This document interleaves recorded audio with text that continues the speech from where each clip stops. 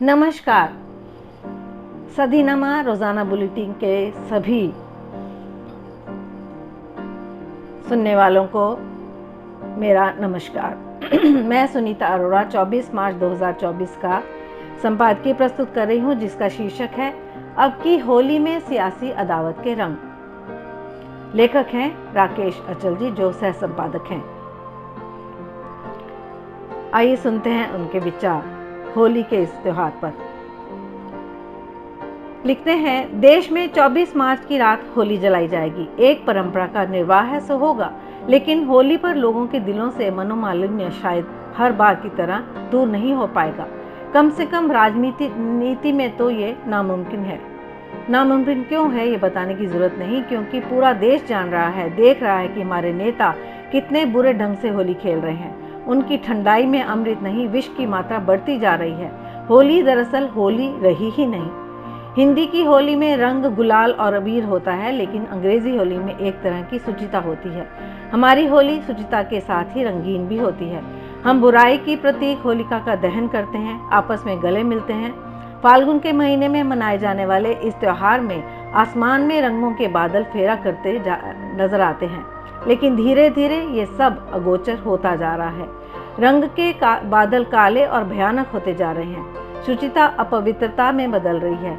वर्ष 2024 की होली में सियासत ने अचानक और कड़वाहट खोल दी है। सियासत की वजह से ही दिल्ली के मुख्यमंत्री अरविंद केजरीवाल को ईडी गिरफ्तार कर चुकी है। उनकी होली उनके परिवार के साथ नहीं, बल्कि ईडी की पूछताछ अधिकारियों के साथ मनानी पड़ेगी। दिल्ली की जनता को अपने लोकप्रिय मुख्यमंत्री से दूर रहना पड़ेगा। दिल्ली की जनता का दुर्भाग्य ये है कि वे वहां प्रधानमंत्री भी रहते हैं, किंतु जनता उनसे मिल नहीं सकती, क्योंकि जनता से उन्हें डर लगता है। वे फकीर हैं और फकीर होली नहीं खेला करते। यह गृहस्थों का काम है, जो अब उन्हें करने नहीं दिया जा रहा। ईडी यानी सरकार की कठपुतली ने होली मनाने से पहले केजरीवाल को ईडी की हिरासत में भेज दिया। केजरीवाल यदि बाहर रहते तो सरकार के खिलाफ रंग उड़ाते, जनमानस को जगाने की कोशिश करते, और तो और होली में बुराइयों को जलाने के बजाय भाजपा की उपलब्धियों को ही झोंक देते। अब वे तो क्या, उनकी तरह भाजपा से होली जलाने वाले भी अब भाजपा की होली जलाने से पहले 100 बार सोचेंगे, क्योंकि उसके सामने हृदयहीन हुरियारे हैं। उन्हें सियासत में रंग चाहिए ही नहीं। वे तो ज़्यादा रंगीन रहने वालों के खिलाफ राष्ट्रीय ही नहीं, बल्कि अंतर्राष्ट्रीय स्तर पर अभियान छेड़े हुए हैं।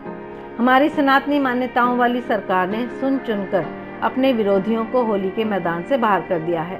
भाजपा के मित्र रंगों की जगह प्रतिकार की, अदावत की होली खेलने लगे हैं। भाजपा को अपने प्रतिद्वंदियों को या तो जेल भेजने में मजा आता है, फिर अपनी पार्टी में शामिल करने में मजा आता है। जो बचे हैं उनके लिए भी शरणार्थी शिविर खुले हैं। मुझे शरणार्थी शिविरों या जेल भेजे गए नेताओं की फिक्र नहीं है। मेरी फिक्र में तो केवल और केवल होली है। मैं तो चाहता हूँ कि होली लगातार खेली जाती रहे। होली खेलने के लिए दरिया दिली जरूरी है, ना कि रंग। देश के सभी बड़े हुरियारे लालू प्रसाद यादव की होली पर हमेशा याद आती है। अब वे बीमार हैं, लेकिन सद्भावना की होली खेलने से अभी उनका मन भरा नहीं है। होली पर अटल बिहारी वाजपेयी की भी बहुत याद आती है। वे भी अद्भुत हुरियारे थे, उनका मन भी रंगों से भरा हुआ था। भ्रष्टाचार के खिलाफ लड़ाई लड़ते हुए दिल्ली की सत्ता में तीसरी बार आए अरविंद केजरीवाल को जिस शराब नीति के कारण गिरफ्तार किया गया है, उसके बारे मुझे सिर्फ इतना कहना है कि देश में जितने भी राज्यों में शराब की नीतियां बनाई जाती हैं, वे उसी तरह बनाई जाती हैं जैसे कि दिल्ली में बनाई गई। शराब का कारोबार ना हो और उसमें घोटाले ना हो तो देश में ना सिंगल इंजन की सरकार चले, ना डबल इंजन की सरकार। गुजरात और बिहार में शराब का कारोबार सरकार नहीं करती, तो वहाँ शराब का अनीति का कारोबार चलता है। मध्य प्रदेश में ही डबल इंजन की सरकार की शराब नीति के खिलाफ पूर्व मुख्यमंत्री उमा भारती और वर्तमान भाजपा सांसद साध्वी प्रज्ञा कपड़े फाड़ते रह गईं, लेकिन अपने किसी मुख्यमंत्री को ईडी के हवाले नहीं कर पाईं। कोई माने या ना माने, लेकिन मेरा अनुभव ये कहता है कि शराब ही राज्य सरकारों के सिंगल और डबल इंजनों का असली ईंधन है। होली की हार्दिक शुभकामनाएं उन्हें भी जो जेल के बाहर हैं, और शुभकामनाएं उन्हें भी जो जेलों के भीतर हैं। धन्यवाद।